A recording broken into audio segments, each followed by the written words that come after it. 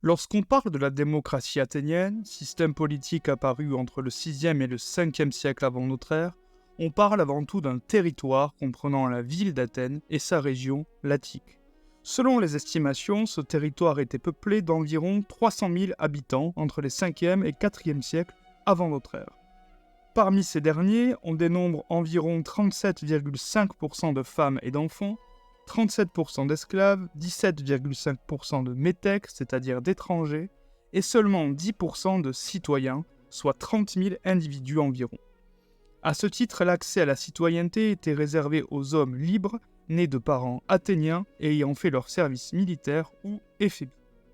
L'âge est un critère essentiel dans la pratique de la citoyenneté.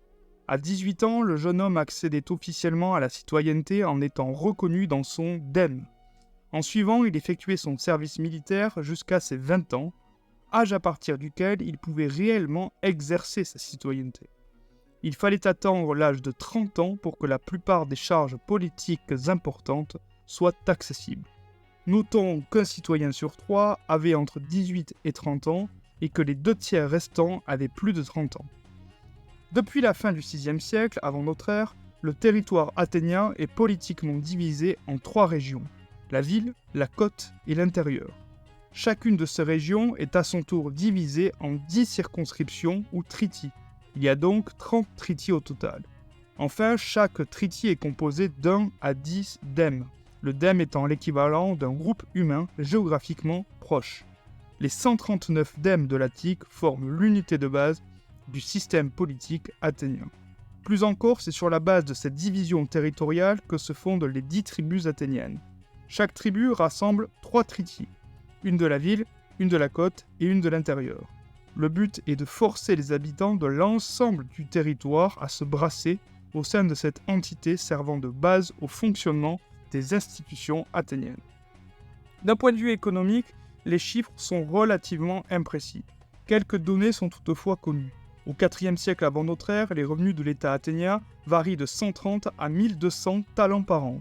Ces derniers proviennent à la fois des sanctuaires, des domaines, des mines d'argent ou de diverses taxes et droits de douane. Au niveau des dépenses, les institutions représentent un coût important. 45 talents pour l'Ecclésia, 37 pour le tribunal du peuple et 15 pour la boulée, soit près de 100 talents par an. À présent, allons au cœur du sujet en nous intéressant aux institutions de la démocratie athénienne. On peut en identifier 5 principales. L'Ecclésia, ou assemblée du peuple, a pour principale mission de voter, à main levée, les décrets et les lois, en plus de se prononcer sur les procès politiques les plus importants. Le peuple, ou démos, y exerce son pouvoir, kratos en grec. C'est donc le lieu central de la démocratie. À côté, la boulée apparaît comme le principal collège de magistrats. Son rôle est de préparer et faire exécuter les décisions prises par l'Ecclésia. Ce conseil a aussi la haute main sur les finances de l'État et gère les relations avec l'étranger. Dans les sources, le tribunal du peuple apparaît comme l'une des principales institutions de la démocratie athénienne. C'est dans ce cadre que la justice est rendue par et au nom des citoyens. Le système athénien repose aussi sur des magistrats qui, en résumé, gèrent de manière collégiale des domaines particuliers, de l'armée aux finances en passant par la sphère religieuse ou les infrastructures. Enfin, le conseil de l'aréopage joue le rôle d'organe de surveillance. Détaillons à présent chacune de ces institutions. L'Ecclésia, ou Assemblée du peuple, réunit en théorie tous les citoyens athéniens. Dans les faits, ce sont plutôt 6000 citoyens qui y participent régulièrement. L'Assemblée se réunit 40 fois par an et chaque séance dure environ de 3 à 6 heures. En moyenne, 9 points sont abordés par session. Afin de pouvoir y participer sans être pénalisés, les 6000 citoyens reçoivent une indemnisation ou mistos. Son montant évolue au fil du temps. De 1 à 3 oboles par séance au 5e siècle, il passe à près de 1,5 drachmes au cours du siècle suivant. Le but étant de compenser une journée de travail. L'Ecclésia représente un véritable coût pour l'État avec près de 45 talents par an. Qu'en est-il de la boulée ? La boulée rassemble 500 conseillers, ou boulottes, tirés au sort à raison de 50 par tribu. Pour être tiré au sort, il fallait s'être présenté dans son dème. Chaque dème avait la possibilité de désigner un nombre de conseillers, généralement proportionnel à son nombre d'habitants. Au sein du conseil, 50 membres étaient désignés chaque prytannie afin de former le comité exécutif. Chaque séance était présidée par 9 membres, tirés au sort chaque matin parmi les 450 autres membres restants. La boulée se rassemble 275 fois par an. S'il faut avoir au minimum 30 ans pour y être admis, la moyenne d'âge oscille autour de 40 ans. Comme pour l'Ecclésia, une indemnité est accordée aux conseillers à raison de 2 oboles par séance. L'Ecclésia et la boulée sont complétées par une autre institution majeure, le tribunal du peuple. Plus important d'un point de vue numérique, le tribunal du peuple est composé de 6000 jurés tirés au sort chaque année. Ces derniers devaient avoir au minimum 30 ans. Le tribunal se réunissait de 175 à 225 fois par an et chaque juré recevait 3 oboles par séance. Une séance habituelle durait en moyenne 9h30 à raison d'environ 3 heures pour l'accusateur, 3 heures pour le défenseur et 3 heures pour le vote et la délibération. Si 6000 jurés sont tirés au sort, ils ne se réunissent pas tous à chaque session. Le nombre de jurés dépend en réalité du type de séance. Pour les affaires privées, il en faut entre 201 et 401 selon le montant en jeu.